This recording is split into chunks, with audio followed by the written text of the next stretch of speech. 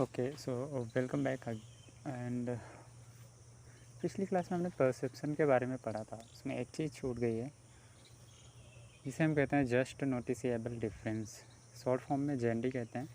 उसके बाद हम मेमोरी स्टार्ट करेंगे एंड हो सकता है आपका जो सिलेबस है उसमें पहले बिहेवियरिस्टिक साइकोलॉजी हो, आफ्टर दैट मेमोरी हो, but as per my book पहले मेमोरी है और उसके बाद बिहेवियरिस्टिक साइकोलॉजी है। तो इसी के बेसिस पे हम चलेंगे। पहले मेमोरी पढ़ेंगे, उसके बाद बिहेवियरिस्टिक साइकोलॉजी पढ़ेंगे। इससे पहले परसेप्शन वाले चैप्टर में जो जस्ट नोटिसेबल डिफरेंस हमने देखा था उसको एक बार हमने छोड़ा था, एक बार उसको देख लेते हैं।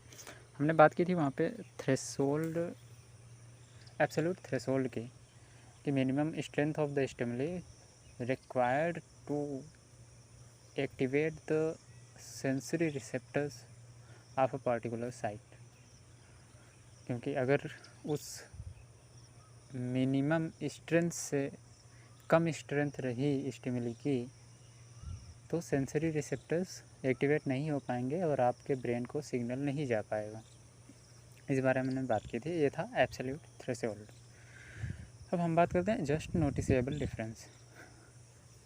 एक कप चाय लीजिए, चाय में थोड़ी सी शुगर डाल दीजिए स्वादानुसार।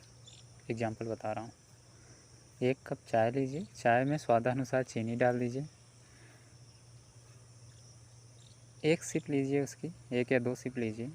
उसके बाद थोड़ी सी चीनी, एक या दो चम्मच तो नहीं कहूँगा, एक या दो दाना चीनी और डाल दीजिए, या यूँ कह लें कि 4 से 5 ग्राम चीनी और डाल दीजिए। उसको मिलाइए और फिर से 1 से 2 सिप लीजिए। क्या आपको कोई डिफरेंस फील हुआ दोनों की स्वीटनेस में?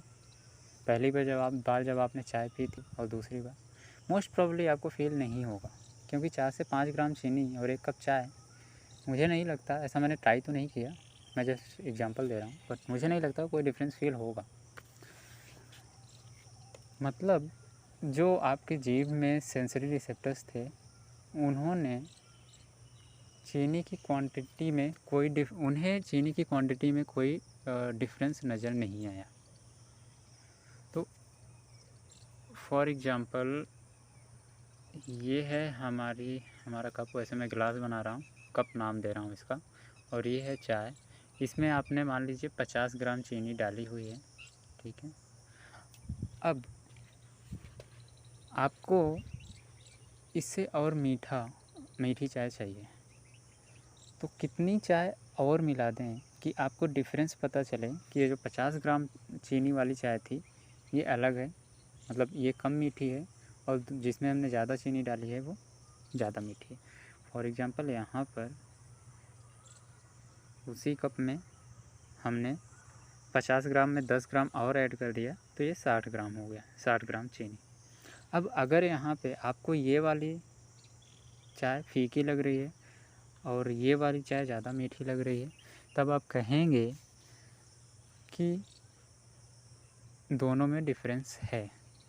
वो मिनिमम अमाउंट ऑफ चीनी, हो सकता है ये 5 ग्राम भी मिला दें तब भी आपको डिफरेंस नज़र आ जाए, तो वो मिनिमम अमाउंट ऑफ द चीनी due to which we can feel the difference between cup A and cup B.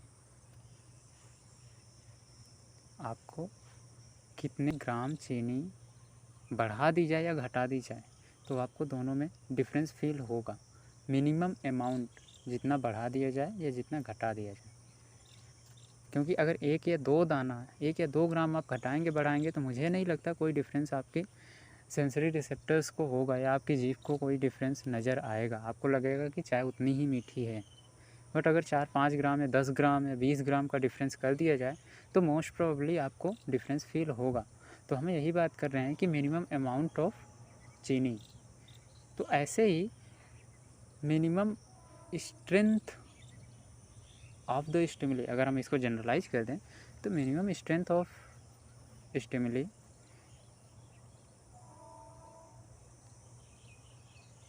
which is required to feel the difference between the previous stimuli, या फिर ऐसा भी कह सकते हैं कि minimum difference between the two stimuli to feel the difference between both of them.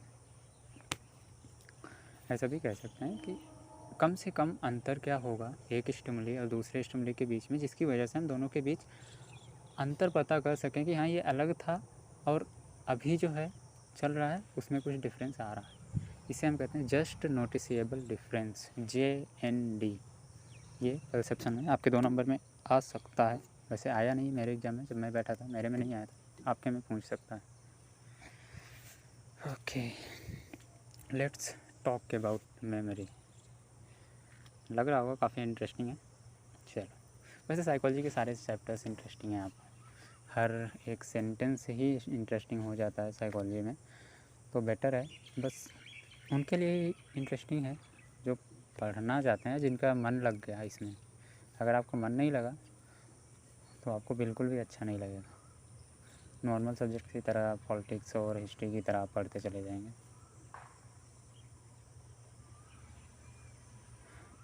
ठीक है, मेमोरी क्या होता है ट्राई कीजिए अपने से मेमोरी की डेफिनेशन बताने के लिए। यहाँ पे कुछ दिया हुआ है, इसके बारे में बात मत करना, क्योंकि आप साइकोलॉजिस्ट नहीं हैं, ना ही आपने साइकोलॉजी पढ़ी है। तो उम्मीद करते हैं कि आप साइकोलॉजिकल वर्ड्स का यूज ना करें, बेटर हो। चलिए ठीक है, कुछ टर्म्स देख लेते हैं before going in deep into the definition of memory. हम कुछ टर्म्स देख लेते हैं, उसके बाद हम कुछ एग्जांपल देके समझेंगे कि मेमोरी होती क्या है वास्तव में। एक होती है encoding, transforming information into a form that can be entered and retained in the memory system। Explain कर रहा हूँ मैं इसको। स्टोरेज, जिसको इंग्लिश समझ में आती है उसको समझ में आ रहा होगा। Storage, retaining information in memory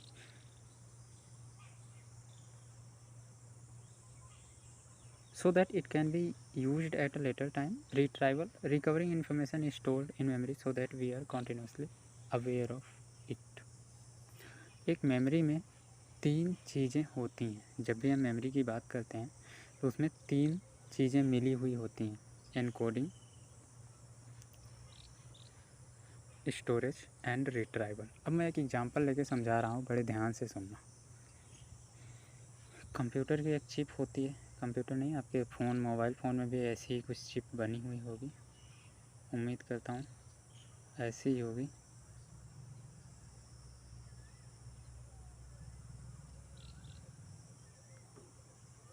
ठीक है, मैंने थोड़ा सही से नहीं बनाया, शायद ज़्यादा ख़राब हो गया, फिर से बनाता हूँ।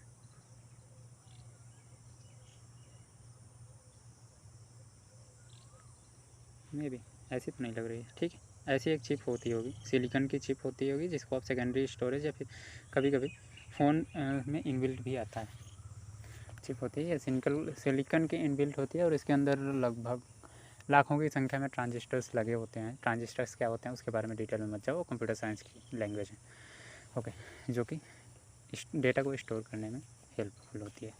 अब मान लीजिए आप इसमें कोई चीज़ स्टोर करना चाहते हैं, फॉर एग्जांपल आप कोई फ़ोटो स्टोर करना चाहते हैं, तो क्या कैसे करेंगे, कैसे होता है स्टोरेज की प्रक्रिया।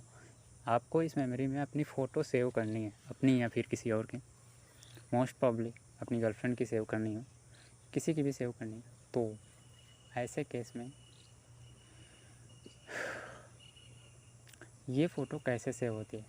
क्या ये इतना आसान है कि हमने फ़ोटो को ओपन की, फाइल पर गए, सेव एज पर गए, फ़ोल्डर सेलेक्ट किया, फाइल नेम चेंज किया, सेव पर क्लिक किया और सेव हो गई? इतना आसान तो नहीं। ये तो ऊपर ऊपर से जो हम करते हैं, जो यूज़र करता है, यूज़र एंड से वो होता है, बट एक्चुअल में कंप्यूटर में क्या चल रहा होता है वो भी तो देख लें। ठीक है, तो मान लीजिए आपकी कोई फ़ोटो है, सिर्फ मैं फ्रेम बना रहा हूँ, फ़ोटो नहीं बना रहा हूँ। यहाँ पर आप हैं, ठीक है, आप इसको अपने सिस्टम में सेव करना चाहते हैं। तो आप में से सारे लोगों को पता होना चाहिए ये बात, अगर आप ग्रेजुएशन में हैं, कि कंप्यूटर की एक ही लैंग्वेज है और वो है बाइनरी लैंग्वेज, फ़िलहाल के लिए, अभी तक। हालांकि कुछ नई लैंग्वेज भी नैनो टेक्नोलॉजी के बेसिस पर आ गई है, जो क्वांटम लैंग्वेज का यूज़ करने के लिए एक्सपेरिमेंट्स चल रहे हैं, बट फ़िलहाल के लिए तो हम बाइनरी लैंग्वेज का ही यूज़ करते हैं। और बाइनरी लैंग्वेज को हम दूसरी लैंग्वेज क्या कहते हैं, मशीन लैंग्वेज। बाइनरी लैंग्वेज में कितने कैरेक्टर्स होते हैं? 2 ही कैरेक्टर्स होते हैं, 0 एंड 1। अब एक बात बताओ, फ़ोटो को आप 0 लिखोगे या 1 लिखोगे? ये तो कोई कैरेक्टर हुआ नहीं। तो इस फ़ोटो को कंप्यूटर सेव करेगा 0 एंड 1 के फॉर्म में। तो मतलब क्या हुआ, इस फ़ोटो को पहले कंप्यूटर कन्वर्ट करेगा 0 और 1 में। अब उतनी डिटेल में नहीं जाऊँगा कि 0 का मतलब क्या होता है, 1 का मतलब क्या होता है, पिक्सेल्स क्या होते हैं, ये सारी बस इतना बता दे रहा हूँ। 0 का मतलब होता है ऑफ, 1 का मतलब होता है ऑन। ठीक है, अगर 0 है तो मतलब वो पिक्सल ऑफ है, और 1 है तो वो पिक्सल ऑन है, उसमें लाइट आ रही है। बस इतना ही। चलो, तो 0 और 1 के फॉर्म में इस फ़ोटो को पहले कन्वर्ट किया जाएगा, और कन्वर्ट करने के बाद इसको भेज दिया जाएगा किसको? इस मेमोरी के पास अंदर, जो इसकी स्टोरेज कैपेबिलिटी है वहाँ पे भेज दिया जाएगा। 0 और 1 के फॉर्म में वहाँ पे भेज दिया जाएगा, इसके जहाँ पे खाली स्थान होगा मेमोरी में वहाँ पे भेज दिया जाएगा 0 एंड 1 के फॉर्म में। ये प्रक्रिया क्या कहलाती है? इसे हम कहते हैं एनकोडिंग। हमने फ़ोटो को कोडिंग के थ्रू सेव किया है, एनकोड कर दिया है फ़ोटो को, और उसको ट्रांसफ़र कर दिया है मेमोरी में जहाँ खाली जगह थी। दूसरा स्टेप क्या होता है? ठीक है, मेमोरी में गई, पता चला वहाँ पे जाके तुरंत डिलीट हो गई। तो सेव करने का मतलब क्या हुआ? क्या करेंगे सेव करके? अगर मेमोरी में गई है तो सेव भी तो होनी चाहिए काफ़ी टाइम तक। तो वहाँ पे retaining the information in memory so that it can be used eight data time. वहाँ पे उस इन्फॉर्मेशन को जो गई है, जो फ़ोटो गई है एनकोडेड फॉर्म में, उसको रिटेन भी करना होता है काफ़ी लंबे समय तक, या जब तक यूज़र डिलीट ना करे तब तक डिलीट ना हो, तो उसको एक जगह पे रखनी भी होती है। ऐसा नहीं है कि आपने सेव किया और वो ऑटोमेटिकली डिलीट हो जाएगी। ऑटोमेटिकली डिलीट नहीं होनी चाहिए बिना यूज़र की परमिशन के। ठीक है, तो स्टोरेज कैपेसिटी होनी चाहिए। अगला, रिट्राइवल। जब भी आपको ज़रूरत पड़े तो आप उसको वापस ला सकें। आपने फ़ोटो सेव की, अब उसको वापस देखना है, कहाँ जाएंगे? फाइल फोल्डर में जाएंगे जहाँ पे सेव किया। फॉर एग्जांपल डेस्कटॉप में गए, सेव किया है तो डेस्कटॉप में गए, वहाँ से राइट क्लिक ओपन या फिर डबल क्लिक ओपन, तो आप उसको रिट्राइव भी कर सकते हैं, वापस भी देख सकते हैं। तो ये 3 प्रोसेस होते हैं, चाहे वो ह्यूमन मेमोरी की बात करें या फिर कंप्यूटर मेमोरी की बात करें। बस डिफरेंसेस हैं, काम सिमिलर है, इसलिए एग्जांपल उसका लिया गया है। तो अब देखो, अगर डेफिनेशन की बात करें, memory has 3 features. First one is encoding, in which data is encoded into a form which can be stored and retained in a memory, which can be stored and retained, and it has some storage capacity and it must be retrievable. It can be retrieved when required.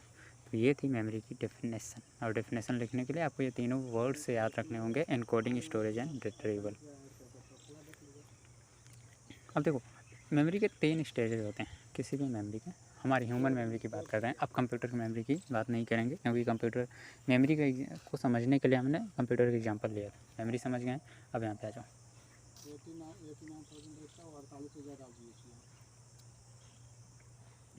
सबसे पहले जो data आता है वो कहाँ पे आता है? सेंसरी मेमोरी में। सेंसरी मेमोरी मतलब हमारे सेंस ऑर्गन्स में। सेंसरी रिसेप्टर्स के थ्रू ही इन्फॉर्मेशन ब्रेन तक पहुँचती है, तभी जाके ब्रेन उसको स्टोर कर पाता है। तो जो सेंसरी ऑर्गन्स या सेंसरी रिसेप्टर्स हैं, वो भी तो एक तरह से मेमोरी का काम कर रहे होते हैं। जब तक इन्फॉर्मेशन सेंस हमारे न्यूरॉन्स में होगी तब तक तो वो कही जाएगी ना सेंसरी मेमोरी। एंड फिर आता है वर्किंग मेमोरी, मतलब जो प्रेजेंट में हम काम कर रहे हैं उसी को हम करें वर्किंग मेमोरी। अभी हम जो काम कर रहे हैं वो सारी चीज़ें अगर हम कहीं से रिट्रीव कर रहे हैं, कुछ भी कर रहे हैं, तो वर्किंग मेमोरी में आता है, और फिर लॉन्ग टर्म मेमोरी में यही चीज़ चली जाती है। अगर कैपेसिटी की बात कर लेते हैं या टाइम की बात करते हैं, तो इसमें लगभग 1 सेकेंड तक कोई भी इन्फॉर्मेशन रह सकती है। इसमें 12 से 15 सेकेंड तक, और इसमें 15 सेकेंड से अनलिमिटेड टाइम तक कोई भी इन्फॉर्मेशन रह सकती है। सेंसरी मेमोरी के बारे में बताएं, कैरेक्टरिस्टिक्स पढ़ लेते हैं। फंक्शन, कैपेसिटी कितनी होती है, लार्ज होती है। Sensory memory can hold many items at once. Sensory memory की कैपेसिटी काफ़ी ज़्यादा होती है क्योंकि कई सारी इन्फॉर्मेशन को एक साथ स्टोर कर सकता है, रख सकता है, क्योंकि बहुत सारे डेटा एक साथ जा रहे होते हैं हमारे ब्रेन में। कहाँ से जा रहे होते हैं, सेंसेस से, सेंसरी रिसेप्टर्स के थ्रू ही जाते हैं। अगर ड्यूरेशन की बात करें तो very brief retention of images, 0.3 second for visual info and 2 second for auditory info. 0.3 second होता है विजुअल इन्फो की ड्यूरेशन। विजुअल इन्फॉर्मेशन जो आप देखते हैं वो 0.3 सेकेंड तक ही आपके ब्रेन में रहता है, और 2 second for any auditory information. तो इसके बेसिस पे हमने इसको दो भागों में डिवाइड कर दिया, दो पार्ट्स में डिवाइड किया। एक को कहा आइकॉनिक मेमोरी या फिर विजुअल इन्फॉर्मेशन के लिए जो मेमोरी होती है सेंसरी मेमोरी, और इगोइक मेमोरी जो कि ऑडिटरी इन्फॉर्मेशन के लिए सेंसरी मेमोरी होती है। अब अगर आप इसको सेंसरी डेटा को शॉर्ट टर्म मेमोरी में ले आना चाहते हैं या फिर वर्किंग शॉर्ट टर्म मेमोरी को वर्किंग मेमोरी भी कहते हैं, क्योंकि हम जो भी काम करते हैं वो based on short term memory होता है। तो वर्किंग मेमोरी में अगर हम लाना चाहते हैं तो हमें अटेंशन देना पड़ेगा किस पे, सेंसरी डेटा पे। अगर हमने सेंसरी डेटा को इग्नोर किया तो वो शॉर्ट टर्म मेमोरी में नहीं जाएगी, स्टोर नहीं होगी, वो डिसिपेट हो जाएगी। So attention is required for transfer of information to working memory. Visual sensory memory की बात करें तो बहुत कम समय के लिए 0.3 सेकेंड के लिए डेटा स्टोर करती है जो भी हम देखते हैं, और इसे हम कहते हैं आइकॉनिक मेमोरी, भी एक टर्म दे दिया हमने। फिर ऑडिटरी सेंसरी मेमोरी की बात करें तो लगभग 2 सेकेंड तक किसी भी साउंड को स्टोर कर सकती है, और इसे इकोइक मेमोरी भी कहते हैं। और इवन ऑडिटरी सेंसरी मेमोरी जो होती है वो 2 सेकेंड से ज़्यादा भी स्टोर हो सकती है सेंसरी मेमोरी में। अब सेंसरी मेमोरी में अब यहाँ पे ध्यान से सुनना, इनपुट सेंसस को इनपुट आया और वो कहाँ पे स्टोर हुई, सेंसरी मेमोरी में। अगर सेंसरी मेमोरी पर हमारे ब्रेन ने अटेंशन दे दिया, अटेंशन, तो वही डेटा कहाँ चला जाता है, हमारी वर्किंग मेमोरी में, मतलब शॉर्ट टर्म मेमोरी में। अब शॉर्ट टर्म मेमोरी की बात कर लेते हैं। फंक्शंस क्या होता है, कॉन्शियस प्रोसेसिंग ऑफ इन्फॉर्मेशन। हर वो चीज़ जिसके बारे में हम अवेयर होते हैं, जिस चीज़ के बारे में सोच रहे होते हैं, जो काम कर रहे होते हैं, वो कहाँ से कर रहे होते हैं, it is possible only through short term memory. Short term memory की वजह से हम ये काम कर पाते हैं, क्योंकि जब भी हमें डेटा चाहिए होता है हम लॉन्ग टर्म मेमोरी से शॉर्ट टर्म मेमोरी में ले लेते हैं और उसे वापस भी भेज देते हैं। कोई भी काम करें वो शॉर्ट मेमोरी के बेसिस पर ही कर रहे होते हैं। Where information is actively worked on, actively हम इंफॉर्मेशन ले रहे होते हैं शॉर्ट टर्म मेमोरी से, लॉन्ग टर्म मेमोरी से, या फिर लॉन्ग टर्म मेमोरी को दे रहे होते हैं वाया, या फिर सेंसरी मेमोरी से ले रहे होते हैं, या फिर सेंसरी मेमोरी को पर अटेंशन नहीं दे रहे होते। बात खत्म। तो शॉर्ट टर्म मेमोरी ही यूजफुल होती है हमारे लिए कॉन्शियस फंक्शनिंग करने के लिए, अनकॉन्शियस की बात नहीं कर रहे हैं। कैपेसिटी कितनी होती है, लिमिटेड होती है, 7 ± 2 आइटम्स। एक टाइम पर सिर्फ 5 से 9 आइटम्स को ही स्टोर कर सकती है, 5 से 9 टाइप के डेटा को ही स्टोर कर सकती है। ड्यूरेशन क्या होता है, ब्रीफ ड्यूरेशन होता है, अबाउट 30 सेकेंड से ये वेरी करता रहता है, इस पर ध्यान नहीं देना है। आप 20 से 30 भी लिख देंगे कोई दिक्कत नहीं है। तो यहाँ पे क्या हुआ कि हमने इनपुट दिया सेंसस को, सेंसरी मेमोरी में स्टोर हो गया डेटा, फिर अगर उस डेटा पे हमने अटेंशन दिया तो वो वर्किंग मेमोरी या शॉर्ट टर्म मेमोरी में स्टोर हो जाएगा। चलो, मेंटल और verbal repetition of information allows information to remain in working memory longer than usual 37। अगर हमने रिहर्स जो मेमोरी सेंसरी मेमोरी से जो डेटा आया है वर्किंग मेमोरी में, अगर उसको हम रिहर्स करते रहे, रिहर्स किया हमने 1 2 3 बार, रिहर्सल करते रहे, रिपीट करते रहे, तो वो 30 सेकंड से ज़्यादा भी हमारे ब्रेन में की वर्किंग मेमोरी में रह सकती है। ये बता रहे हैं, इसी को कहते हैं मेंटेनेंस रिहर्सल। एक होता है चंकिंग। चंकिंग का मतलब होता है जैसे 4 8 3 7 92516। आपको कहा जाए ये नंबर याद कीजिए, टाइम लग जाएगा और आप जल्दी भूल भी जाएंगे इस चीज़ को, इस डेटा को। बट आप ये याद करिए 4837925116 क्या हुआ, आपको ये जल्दी याद होगा। क्यों? क्योंकि आपने स्मॉल बिट्स को ग्रुप कर दिया। अब ग्रुप में वहाँ पे यहाँ पे वही चीज़ अप्लाई हो जाती है, कौन सी? गेस्टाल्ट साइकोलॉजी वाली। हमारा ब्रेन हर चीज़ को इकट्ठा देखना चाहता है, तो ये चीज़ जल्दी आपको याद हो जाएगी। इसे कहते हैं चंकिंग। हम ग्रुपिंग करके चीज़ों को याद रखना ज़्यादा पसंद करता है हमारा ब्रेन। लॉन्ग टर्म मेमोरी की बात करते हैं। Once information passes from sensory to working memory it can be encoded into long term memory. कैसे एनकोडेड होगी? देखो, सेंसरी मेमोरी से इनपुट आया, इस पर हमने अटेंशन दिया तो ये वर्किंग मेमोरी में गई और इसकी एनकोडिंग की जा सकती है वाया कैसे? ये लॉन्ग टर्म मेमोरी में कैसे जाएगी? जो वर्किंग मेमोरी में इंफॉर्मेशन गई है ये लॉन्ग टर्म मेमोरी में कैसे जाएगी? Via rehearsal, via practice, via repetition. बार बार रिहर्स करेंगे, बार बार प्रैक्टिस एंड बार बार रिपीट करेंगे उसी चीज़ को, तो ये लॉन्ग टर्म मेमोरी में चली जाएगी। इसी को हम कहते हैं एनकोडिंग।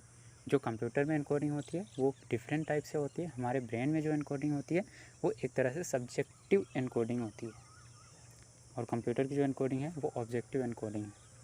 अगर एक फ़ोटो को किसी फॉर्म में सेव किया गया है कंप्यूटर में तो फिक्स है, उसी फॉर्म में ही वो सेव करेगा हर बार। बट ह्यूमन माइंड की बात करें, ह्यूमन ब्रेन की बात करें, तो एक फ़ोटो को किसी फॉर्म में सेव किया है तो ज़रूरी नहीं है कि दूसरी बार वो उसी फॉर्म में उस फ़ोटो को सेव करेगा। उसके लिए 0 1 इंपॉर्टेंट नहीं है, उसके लिए वो फ़ोटो इंपॉर्टेंट है। हमारे ब्रेन के लिए फ़ोटो इंपॉर्टेंट है। ओके, लॉन्ग टर्म मेमोरी के बारे में फंक्शन क्या होता है? ऑर्गेनाइजेशन स्टोर्स इन्फॉर्मेशन को एक जगह पे इकट्ठा रखता है और ऑर्गेनाइज्ड वे में रखता है। अगर आप हिस्ट्री पढ़ रहे हैं तो ऐसा नहीं है आप हिस्ट्री के चीज़ें छोड़ के पॉलिटिक्स में आ जाएंगे। आपका ब्रेन बताता है कि हिस्ट्री के ये टॉपिक्स हैं।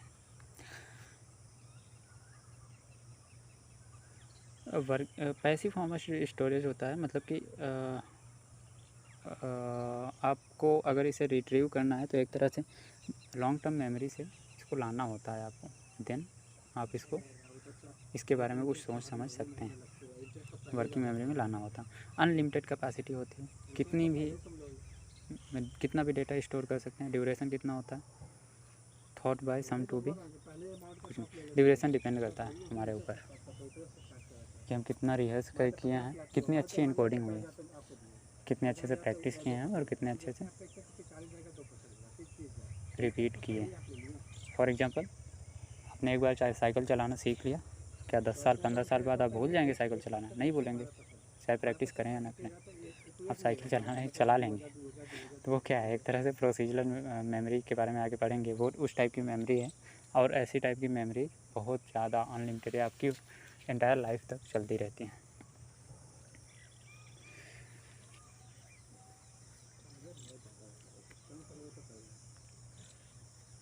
अब ये एनकोडिंग दो तरह से हो सकती है, एक ऑटोमेटिक हो सकती है, एक एफर्टफुल एनकोडिंग हो सकती है। मतलब कि कुछ चीज़ें ऐसी होती है जो हमें याद रहती हैं, हम अगर उस पर अटेंशन दे भी ना, हम चाहें भी याद नहीं करना भी चाहें या उस पर ध्यान भी ना दें तब भी हो जाता है। जैसे automatic unconscious encoding of information, जिसके बारे में आपने ध्यान ही नहीं दिया, आपको पता ही नहीं कि ऐसा भी कुछ हो रहा है। जैसे आपने आज लंच में क्या खाया, आपने ध्यान नहीं दिया था कि ये क्वेश्चन आएगा आगे चल, लेकिन अगर आपसे पूछा जाएगा तो आप बता देंगे फिर से याद करके। What is the last time you studied during the day और नाइट? आपने पिछली बार रात में पढ़ा था या दिन में? तो ये तो ऑटोमेटिकली आप बता ही देंगे, ऑटोमेटिकली ये सारे काम हो रहे हैं। आपको इसके लिए रिपीट नहीं करना, रिहर्स नहीं करना, ये क्वेश्चन रटना नहीं है। ओके, उसके बाद एफर्टफुल प्रोसेसिंग की बात करते हैं तो requires attention and conscious effort. जब आपको पढ़ने की बारी आती है ना कि क्या पढ़ा, वहाँ पे आता है एफर्टफुल प्रोसेसिंग, जहाँ पे आपको बार बार रिपीट करना पड़ता है, तब जाके वो लॉन्ग टर्म मेमोरी में फिक्स होती है, और वो भी कुछ दिनों में उड़ जाती है। Requires attention and conscious effort, बार बार रिहर्स करना पड़ेगा आपको। Memorizing your notes for your upcoming introduction to psychology exams. आपका एग्ज़ाम आएगा, उसमें आप एक बार आपको प्रोफेसर पढ़ाएगा, एक बार मैं पढ़ा रहा हूँ, एक बार आप खुद से पढ़ेंगे, फिर भी एग्ज़ाम देने से एक रात पहले आप उसको फिर से रट्टा मार के जाएंगे, तब भी एग्ज़ाम में कुछ ना कुछ छूट जाएगा। लास्ट में आएंगे, यार यहाँ पे ये लिखना भूल गया। मतलब इतना पढ़ने के बाद भी चीज़ें याद नहीं हुई, जबकि ऑटोमेटिक प्रोसेसिंग में ध्यान नहीं दिया था तब भी सारी चीज़ें हो गई थी। तो इसे कहते हैं effortful processing. Repeating A phone number in your head until you learn it. अब लॉन्ग टर्म मेमोरी के कई सारे दो टाइप्स होते हैं। एक को कहते हैं हमने एक्सप्लिसिट मेमोरी, एक को कहते हैं इम्प्लिसिट मेमोरी। एक्सप्लिसिट का मतलब होता है जो क्लियर हो, और इम्प्लिसिट का मतलब होता है जो अनक्लियर हो, पूरी तरह से क्लियर ना हो। अगर एक्सप्लिसिट मेमोरी की बात करें तो memory with awareness, information can be consciously recollected also called declarative memory. एक तरह से एक्सप्लिसिट मेमोरी में आपको हर चीज़ क्लियर होती है, आप अवेयर होते हैं कि आपको ये चीज़ पता है। इवन इसको कहते हैं डिक्लेरेटिव मेमोरी। डिक्लेरेटिव मेमोरी का मतलब होता है कि आप मुंह से बता सकते हैं, डिक्लेयर कर सकते हैं वाया योर माउथ कि ये चीज़ ऐसे होता है, किसी क्वेश्चन का आंसर दे सकते हैं। इसे कहते हैं डिक्लेरेटिव मेमोरी। पढ़ेंगे आगे आएगा declarative. Implicit memory, memory without awareness, memory that affects behavior but can not consciously be recalled, also called non declarative memory. आपको पता है साइकिल चलाना, आपसे कोई पूछे कि आपको साइकिल चलानी आती है, तो आप बोल के नहीं बता सकते हैं कि हाँ आती है, आपको दिखाना पड़ेगा। इसे कहते हैं नॉन डिक्लेरेटिव मेमोरी। आपके बोलने से कुछ नहीं होगा, इसमें आपको साइकिल चला के दिखानी पड़ेगी। मतलब इम्प्लिसिट, एक तरह से आप बोल नहीं सकते इसके बारे में, कह नहीं सकते कुछ। एक्सप्लिसिट मेमोरी को कहते हैं डिक्लेरेटिव कॉन्शियस मेमोरी भी। ये जो होती है ये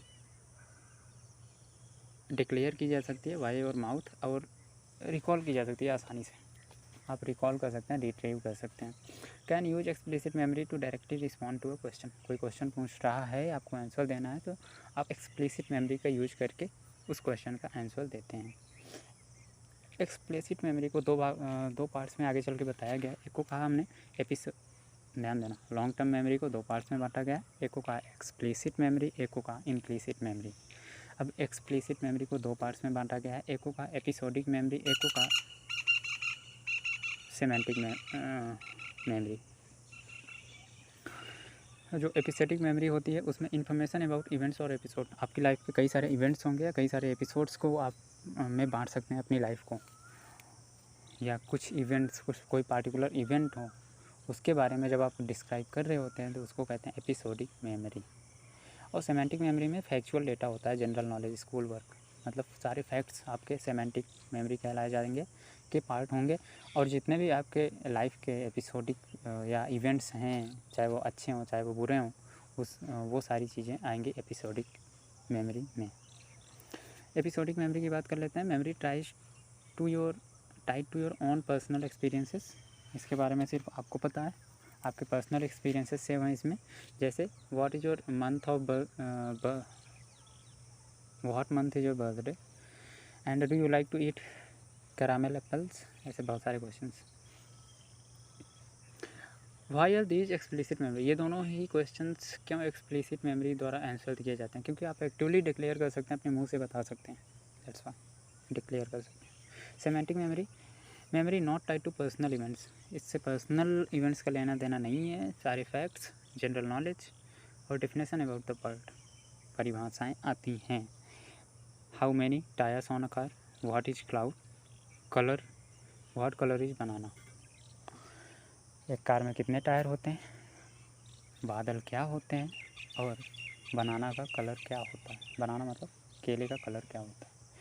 तो ऐसे जब क्वेश्चंस की बात करते हैं तो ये फैक्ट्स हैं, ये आपके पर्सनल एक्सपीरियंस पर डिपेंड नहीं करते हैं कि यार मैंने रेड कलर का बनाना देखा है तो रेड होगा, है ना, ऐसा नहीं कह सकते। तो ये फैक्चुअल इन्फॉर्मेशन है, जनरल नॉलेज की चीज़ें, इसका पर्सनल इन्फॉर्मेशन एक्सपीरियंस से लेना देना नहीं है। इसे कहते हैं सेमेंटिक मेमोरी। और सबसे ज़्यादा प्रॉब्लम होती है इसी मेमोरी को याद रखने में, आपको इसी मेमोरी को बार बार रिहर्स करना पड़ता है। ओके, अब आते हैं इम्प्लिसिट मेमोरी की। इसको नॉन डिक्लेरेटिव मेमोरी कहते हैं। इन्फ्लुएंसेस और थॉट्स और behaviour but does not enter consciousness, आपके थॉट्स और बिहेवियर को इन्फ्लुएंस करेगा बट आपकी अवेयरनेस में नहीं आएगा कभी भी। कैसे, लेट्स सी समथिंग। जैसे इम्प्लिसिट मेमोरी में उसको हम कहते हैं प्रोसीजरल मेमोरी भी।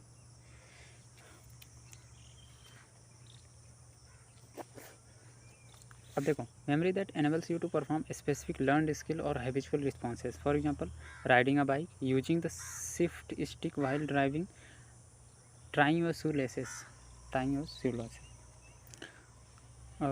राइडिंग अ बाइक या बाइसिकल, साइकिल चलाना सीख लिया आपने तो वो हैबिचुअल हो गया। आप साइकिल चलाते टाइम फ़ोन पे बात करें, सामने कोई आ गया तो आपकी ब्रेक ऑटोमेटिकली लग जाएगी। आपको स्लो करना है, आपकी ब्रेक ऑटोमेटिकली लग जाएगी। आप साइकिल चलाते हैं ऐसा लग, क्या आप सोचते हैं कि साइकिल चला रहे हैं वो सीधा हमेशा रोड पर ही पूरा कंसंट्रेशन बना रहे हैं, या बाइक चला रहे हैं और रोड पर पूरा कंसंट्रेशन बना रहे हैं? नहीं, आप बहुत कुछ सोचते रहते हैं। उस टाइम आप साइकिल चलाने पे ध्यान नहीं दे रहे होते, बट वो ऑटोमेटिकली हो रहा होता है। मतलब कॉन्शियसनेस में नहीं चल रही है वो चीज़। साइकिल चला रहे हैं लेकिन वो कॉन्शियस नहीं है, वो आपके बिहेवियर को अफेक्ट कर रहा है, लेकिन आप उसके बारे में सोच नहीं रहे हैं। और जब आप उसके बारे में सोच नहीं रहे हैं तो वो कॉन्शियस में नहीं है, ये बात ध्यान रखना, ठीक है। इसके अलावा अगर किसी ने कार चलाई हो तो कार चलाने में एक गियर होता है आपके, इंडिया में है तो आपके लेफ़्ट साइड में गियर होता है। जब भी आपको उस गियर को चेंज करना होता है तो ऑटोमेटिकली आपका हाथ उस गियर पे ही पड़ता है। क्यों? छोटा सा ही तो गियर होता है, साइड में क्यों नहीं पड़ा? गियर पर ही हाथ क्यों पड़ा? क्योंकि वो कॉन्शियस को अफेक्ट नहीं कर रहा है, वो ऑटोमेटिकली हो रहा है, आपके बिहेवियर में आ चुका है वो चीज़। तो इसे कहते हैं हम सेमेंटिक मेमोरी या प्रोसीजरल मेमोरी भी आप इसको कह सकते हैं। अब how are memories organized, memory को ऑर्गेनाइज कैसे करते हैं?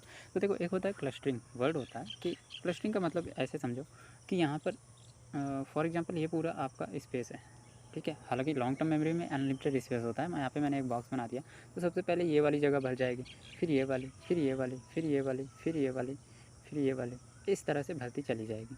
अब यहाँ पे एक चीज़ और आती है, मान लो कोई न्यू इन्फॉर्मेशन, मान लो ये ए है, ये बी है, ठीक है। तो ए से रिलेटेड कोई नई इन्फॉर्मेशन आपको मिलती है तो वो कहाँ जाके स्टोर होगी? वो यहाँ पे जाके स्टोर होगी या फिर ए में ही स्टोर होगी?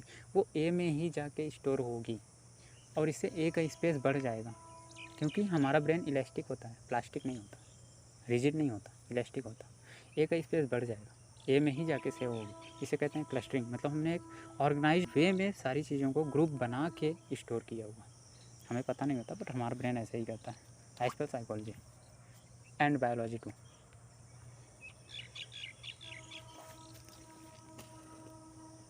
चलो, सेमेंटिक नेटवर्क मॉडल कैसे हमारा सेमेंटिक नेटवर्क मॉडल वैसे आपके एग्ज़ाम में के सिलेबस में नहीं है। इसमें यही बताया है कि क्लस्टरिंग होती कैसी है एक्चुअली, तो फिर भी एक बार डिस्कस कर लेते हैं।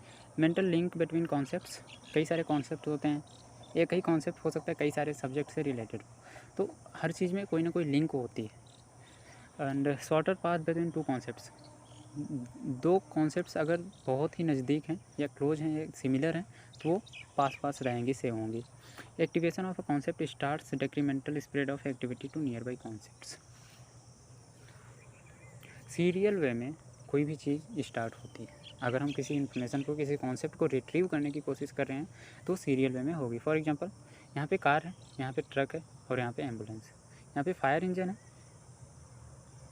यहाँ पे बस है। फायर इंजन से क्या क्या चीज़ें रिलेटेड है? फायर इंजन से ट्रक भी रिलेटेड है, एम्बुलेंस भी रिलेटेड है, फायर भी रिलेटेड है, और ये रेड भी रिलेटेड है। रेड क्या है? कलर, फायर का कलर मान लिया गया है। और रेड से रिलेटेड है एप्पल, रेड से रिलेटेड है रोज, रोज से रिलेटेड है फ्लावर, फ्लावर से रिलेटेड है वायलेट, एप्पल से रिलेटेड है पियर, पियर से रिलेटेड है चेरी, चेरी से रिलेटेड है पाई, पेन, स्टोव। मतलब इस तरह से जो जैसे बताया ना कि ग्रुपिंग, एक ग्रुप की चीज़ें पास पास ही रहेंगी, ज़्यादा दूर नहीं जाती, मेमोरी में पास पास ही रहती हैं और लिंक रहती हैं एक दूसरे से। अब क्वेश्चन आता है यहाँ पे, ये इम्पोर्टेंट है, हाउ डू वी फॉरगेट। आपके पास 5 नंबर का क्वेश्चन आना ही आना होता है। अगर आपके एग्ज़ाम में 2-3 सेट ऑफ पेपर्स बने तो ये क्वेश्चन किसी न किसी एक सेट में ज़रूर रहता है। तो फॉरगेटिंग के बारे में हम पढ़ रहे हैं कि ऐसा फॉरगेटिंग होती ही क्यों है, हम भूलते ही क्यों हैं। अगर आप ध्यान से सोचेंगे तो आपको पता चलेगा कि forgetting is must for human survival and adaptation. आप अडॉप्ट ही नहीं कर पाएंगे, सर्वाइव ही नहीं कर पाएंगे अगर आप चीज़ों को भूलेंगे नहीं तो। क्योंकि कांड ही इतने ज़्यादा कर चुके होते हैं हम बचपन से लेकर इस उम्र तक, तो उन चीज़ों को भूलना है तभी आगे की लाइफ में आगे बढ़ सकते हैं।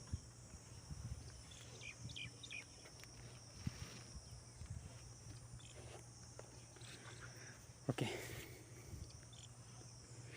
देखो सेंसरी मेमोरी से शॉर्ट टर्म मेमोरी में डेटा आया, शॉर्ट टर्म मेमोरी से लॉन्ग टर्म मेमोरी में डेटा आया, और यहाँ से retrieval from a long term memory depending on interference, retrieval cues, moods and motives, some things get retrieved, some don't। Long term memory, देखो long term memory में कोई चीज़ अगर स्टोर हो गई और हम उसे रिट्रीव करना चाहते हैं, वापस याद करना चाहते हैं, तो ऐसा नहीं है कि हमें सारी चीज़ें याद हो जाती हैं। कुछ इन्फॉर्मेशन नहीं याद हो पाती हैं हमें उस टाइम पे, थोड़ी देर बाद याद हो जाएंगी। जब ज़रूरत पड़ेगी तो नहीं याद होगी। एग्ज़ाम के टाइम याद नहीं आएंगे, एग्ज़ाम दे के ख़त्म होते ही आपको याद आ जाएगा, यार मैंने गलत कर दिया है, ऐसा मेरे को फील हो रहा है ना। ऐसा क्यों होता है ये भी पढ़ेंगे। बट 1, 2, 3 स्टेजेस हैं मेमोरी के, तीनों में से कहीं पर भी इंफॉर्मेशन लॉस हो सकती है, इंफॉर्मेशन डिसिपेट हो सकती है, कहीं पर भी फॉरगेटिंग हो सकती है। ऐसा नहीं कि सिर्फ लॉन्ग टर्म मेमोरी में ही फॉरगेटिंग होगी, फॉरगेटिंग तीनों ही स्टेजेस पर होती है। अब पहला फॉरगेटिंग का पहला reason, forgetting as retrieval failure. आप रिट्राइव ही नहीं कर पाए तो क्या कहेंगे, आप भूल चुके हैं। अगर आपको कोई इन्फॉर्मेशन नहीं याद आ रही है तो आप क्या कहेंगे, आप भूल चुके हैं ना, इसको भी तो फॉरगेटिंग कह सकते हैं। तो फॉरगेटिंग एज रिट्रीवल, तो रिट्रीवल क्या होता है, process of accessing stored information. Retrieval का मतलब होता है कि जो सूचना हमने सेव की है, इन्फॉर्मेशन जो हमने अपने ब्रेन में सेव की है, उसको वापस ला सकें, इसी को रिट्रीवल कर दिया। कुछ कई बार ऐसा होता है कि हम रिट्रीव करने की कोशिश करते हैं बट वो रिट्रीव नहीं हो पाती है। मतलब हम लॉन्ग टर्म से कोई चीज़ शॉर्ट टर्म मेमोरी में लाने की कोशिश करते हैं पर नहीं आ पाती है, तो इसे हम कहते हैं रिट्रीवल फेलर, जिसकी वजह से हम कह देते हैं कि हम भूल चुके हैं। फॉरगेटिंग का ये एक पहला रीज़न है। अगला, मेजर्स ऑफ रिट्रीवल,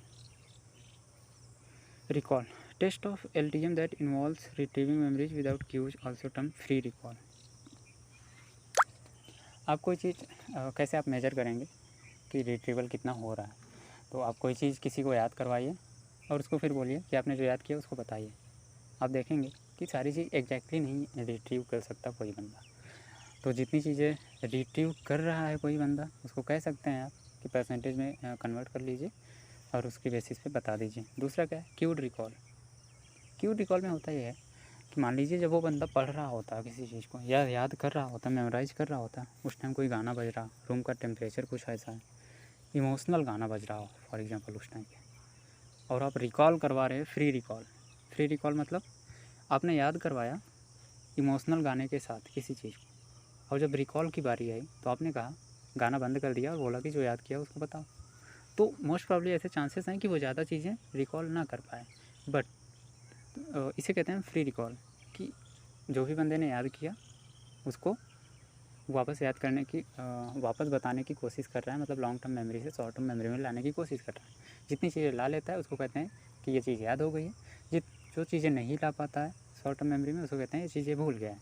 ठीक, जब क्यूड रिकॉल की बात करते हैं तो हम उसमें क्यूज देते हैं। क्यूज कैसे हो सकते हैं, क्यूज कुछ इस तरह के हो सकते हैं कि मान लीजिए जब वो याद कर रहा होता है तो उसके बैकग्राउंड में हल्का सा थोड़ी सी आवाज़ में कोई गाना बज रहा हो, या 2-3 लोग लड़ाई कर रहे हैं, तो ऐसे केस में जब आप रिकॉल करवा रहे हों तो उस टाइम सेम सिचुएशन रखेंगे। अगर गाने के टाइम पे वो याद कर रहा था तो रिकॉल करते टाइम भी वही इमोशनल गाना आप बजाएंगे, तो ऐसी टाइम पे प्रोबेबिलिटी ज़्यादा होती है कि वो रिकॉल ज़्यादा चीज़ें कर पाए। इसे कहते हैं क्यूड रिकॉल, उसको कुछ ना कुछ पता चल रहा है कि हाँ यहाँ पे ऐसा कुछ हो रहा है।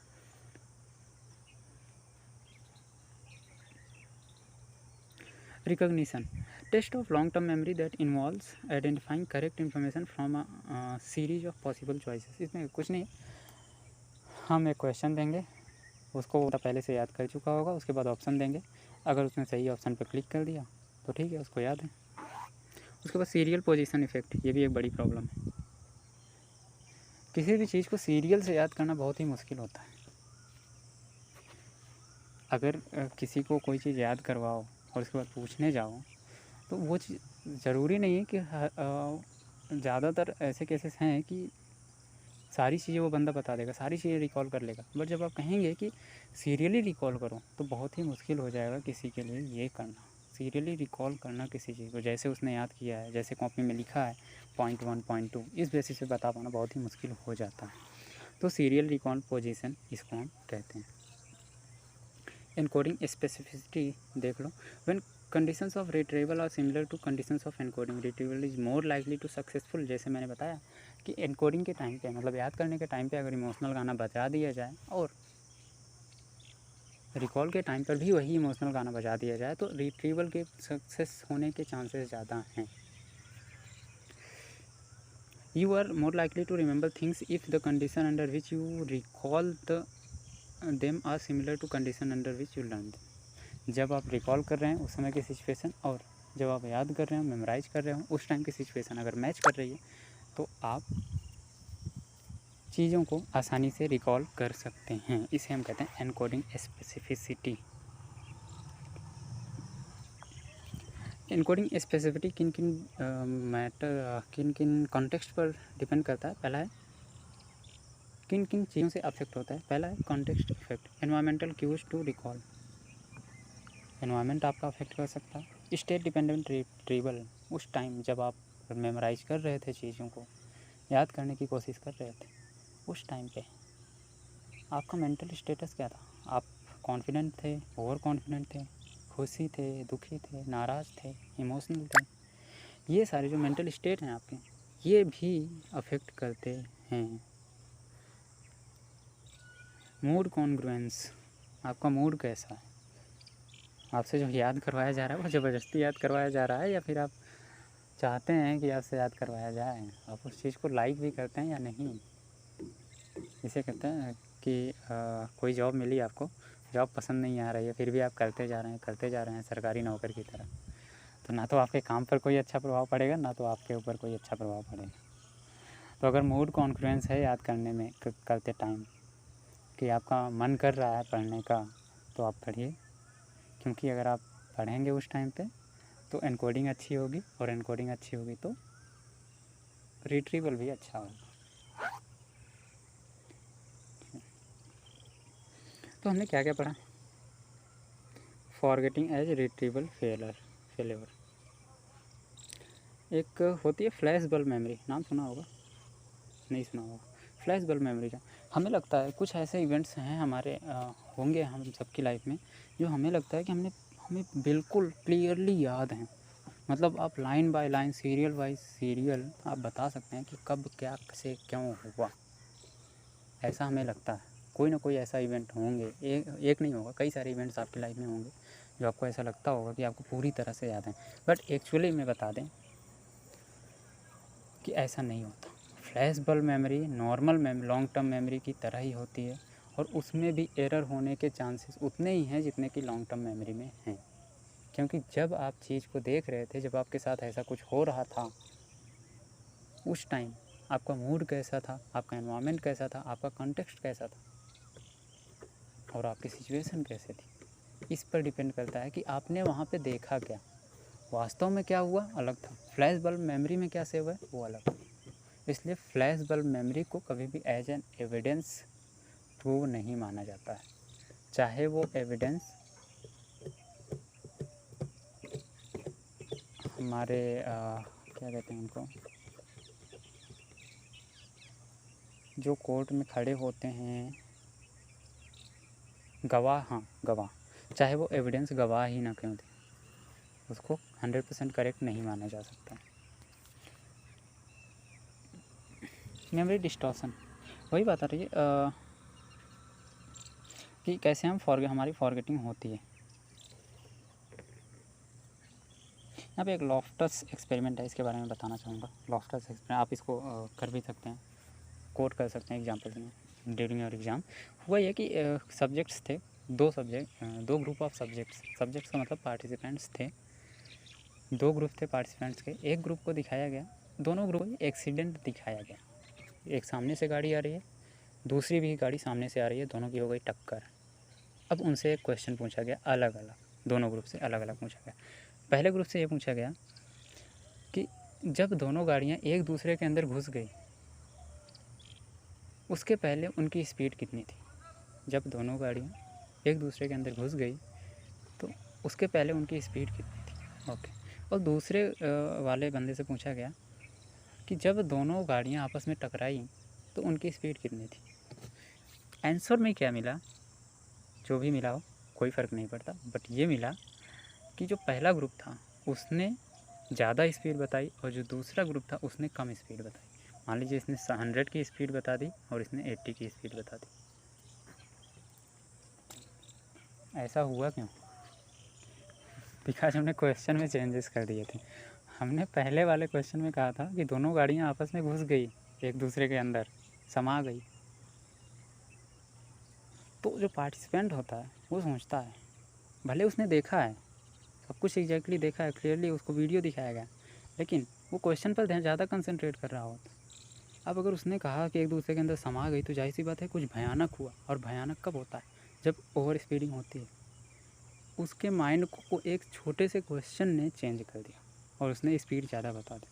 जबकि दूसरे वाले से नॉर्मली पूछा गया कि जब एक्सीडेंट हुआ, जब दोनों एक दूसरे से टकराई तो स्पीड कितनी थी, तो उसने नॉर्मली अपने माइंड का यूज़ किया और जहाँ पर जो चीज़ थी उसको वैसा समझ के बताया। तो ये चीज़ होती है, एक साइकोलॉजिस्ट यहाँ से समझ में आता है कौन है। ये था लॉफ्टर्स एक्सपेरिमेंट। फॉरगेटिंग कुछ थियरी हैं, कुछ थियरीज हैं, ठीक है। हमने वहाँ पे देख लिया कि फॉरगेटिंग होती क्यों है। फॉरगेटिंग का मतलब क्या है? फॉरगेटिंग का मतलब है आप रिट्रीव नहीं कर पाए, वही फॉरगेटिंग का मतलब है। एक तरह से फॉरगेटिंग होती क्या है? रिट्रीवल फेलियर होता है। अब फॉरगेटिंग की कुछ थियरी है, जैसे पहला बोल दिया एनकोडिंग फेलियर, दूसरा बोल दिया इंटरफेरेंस थियरीज, तीसरा बोल दिया मोटिवेटेड फॉरगेटिंग और चौथा बोल दिया डीके। याद रख लेना, चारों पॉइंट चारों ही एग्जाम के लिए इंपॉर्टेंट है।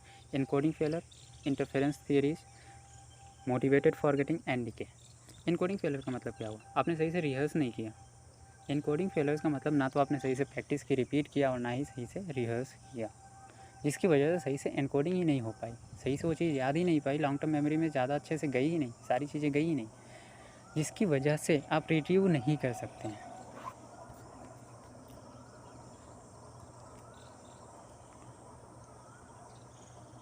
उसके बाद आता है इंटरफेरेंस थ्योरीज। देखो, इंटरफेरेंस थ्योरी का मतलब जो पहले से हमारे ब्रेन में है और जो नई इन्फॉर्मेशन हम लॉन्ग टर्म मेमोरी में डाल रहे हैं, दोनों में आपस में इंटरफेरेंस हो जाए, आपस में दोनों टकरा जाएँ, जिसकी वजह से हम भूल जाएँ, हम कन्फ्यूज हो जाएँ, ये था ये था। कन्फ्यूजन भी तो एक तरह से फॉरगेटिंग ही है ना। तो उसके बाद बारे में बताया गया कि जो इंटरफेरेंस होता है वो दो टाइप का होता है, एक रिट्रोएक्टिव इंटरफेरेंस और दूसरा प्रोएक्टिव इंटरफेरेंस। 5 नंबर का क्वेश्चन आता है यहाँ से, ध्यान से रखना, सुनना। एक होता है रिट्रोएक्टिव इंटरफेरेंस, दूसरा होता है proactive interference. Retroactive and proactive. अब आते हैं क्या होते हैं दोनों। देखो, रिट्रोएक्टिव इंटरफेरेंस का मतलब है when a new memory interferes with the remembering old information. मान लीजिए आप कोई नई इन्फॉर्मेशन याद करना चाहते हैं हिस्ट्री की, और हिस्ट्री में पहले से ही कोई इन्फॉर्मेशन है उस टॉपिक से रिलेटेड, तो आपने कुछ नया पढ़ा, पहले से ही उससे रिलेटेड कोई इन्फॉर्मेशन है, तो ये जो पहली वाली इन्फॉर्मेशन है ये इंटरफेयर करती है पुरानी वाली मेमोरी को। When a new phone number interferes with ability to remember old phone number. Example के थ्रू समझते हैं, ज़्यादा बेटर है। आपने कोई नया नंबर याद किया, नए नंबर के याद करने की वजह से आप पुराना नंबर भूल गए, हो गया। तो यहाँ इंटरफेरेंस किसकी वजह से हुआ? नए नंबर की वजह से हुआ। इसको हम कहते हैं रिट्रोएक्टिव इंटरफेरेंस। नए नंबर की वजह से आपका पुराना नंबर डिलीट हो गया आपके मेमोरी से, ठीक है। तो ऐसे ही आप किसी सब्जेक्ट से के बारे में पढ़ रहे होते हैं, कोई नई इन्फॉर्मेशन मिलती है, पता चला नई चीज़ याद कर ली, पुरानी चीज़ भूल गए। इसीलिए कहा जाता है हमें कि भैया एग्ज़ाम के 1-2 दिन पहले नहीं पढ़ना चाहिए। क्यों? पहले से आपने पढ़ रखा है, अब आप पढ़ेंगे, आपको कुछ नया मिलेगा, पुराना आप भूल जाएंगे। लो, 1 साल की पढ़ाई बर्बाद, ठीक है। उसके बाद प्रोएक्टिव इंटरफेरेंस, इसका बिल्कुल उल्टा होता है, जिसमें कोई पुरानी इन्फॉर्मेशन की वजह से हम नई इन्फॉर्मेशन याद नहीं रख पाते हैं। Example, memories of where you parked your car on campus the past week interferes with the ability find car today. For example आप पिछले एक हफ्ते से गाड़ी को कहीं और पार्क कर रहे हैं और आज आपने दूसरी जगह गाड़ी को पार्क कर दिया। अब आपका वर्किंग आवर ख़त्म हुआ, आप गए गाड़ी ढूंढने, तो पता चला आप अपने पुरानी जगह पे पहुंच गए जहाँ डेली पार्क करते थे, वहाँ मिली नहीं आपको। अब कंफ्यूज हो गए, गाड़ी कहाँ खड़ी थी यार, घड़ी की थी मैंने, हो गया। मतलब पुरानी इन्फॉर्मेशन की वजह से आपकी नई मेमोरी ख़त्म हो गई। आप पुरानी इन्फॉर्मेशन को रिकॉल कर पा रहे हैं पर नई इन्फॉर्मेशन को नहीं रिकॉल कर पा रहे हैं, तो ये भी होता है। इसे कहते हैं हम प्रोएक्टिव इंटरफेरेंस। उसके बाद आता है motivated forgetting. Undesired memory is held back from awareness. जितनी भी चीज़ें हम भूलना चाहते हैं वो सारी की सारी चीज़ें हमारे अवेयरनेस से हट जाती हैं, हम ऑटोमेटिकली भूल जाते हैं कुछ समय बाद। और ये सारी मेमोरी कहाँ जाती है? हमारे अनकॉन्शियस माइंड में। याद कीजिए उनको सिगमंड फ्रायड साहब को, साइको एनालिसिस। अनकॉन्शियस मेमोरी में जाती है और फिर वही चीज़ सपने में आके हमें तड़पाती है। तो ड्रीम्स में ज़्यादातर जो भी चीज़ें होती हैं वो अनकॉन्शियस माइंड से आती हैं, उसका अवेयरनेस से रिलेटेड है। हमारी नॉर्मल लाइफ से, रियल लाइफ से रिलेशन कुछ खास नहीं होता है। रियल लाइफ से ही रिलेशन होता है, अवेयरनेस से रिलेशन नहीं होता है। अफेक्ट करती हैं अवेयरनेस में बट डायरेक्टली नहीं। चलो उसके बाद मोटिवेटेड फॉरगेटिंग हो गई। मोटिवेटेड फॉरगेटिंग होती ही क्यों है? क्योंकि हम चाहते हैं उस चीज़ को भूल जाना, इस वजह से वो हम भूलते हैं। अब कोई कांड कर दिया आपने, आप क्यों उस चीज़ को याद कर रखना चाहेंगे? आप चाहेंगे कि वो चीज़ भूल जाए, हम ही नहीं पूरी दुनिया भूल जाए। चलो डीके थियरीज। डीके थियरीज का मतलब होता है कि कुछ इन्फॉर्मेशन ऐसी होती हैं जो टाइम लैप्स की वजह से डीके हो जाती हैं, मतलब उनमें डिस्टॉर्शंस आते हैं। मेमोरीज फेड अवे और डीके ग्रेजुअली इफ़ अनयूज्ड। कोई मेमोरी आपके अंदर है, कोई चीज़, कोई डेटा आपकी लॉन्ग टर्म मेमोरी में सेव है और आपने उसको काफ़ी समय तक यूज नहीं किया। कक्षा 4 में कोई चीज़ पढ़ी और आप कक्षा 12 तक आप उसको यूज नहीं कर रहे हैं, तो जाहिर सी बात है उसमें कुछ ना कुछ डिस्टॉर्शंस तो आएंगे ही, तो आप काफ़ी चीज़ें भूल जाएंगे इसकी वजह, मतलब टाइम लैग की वजह से ऐसा हुआ। तो ये 4 टाइप्स थे।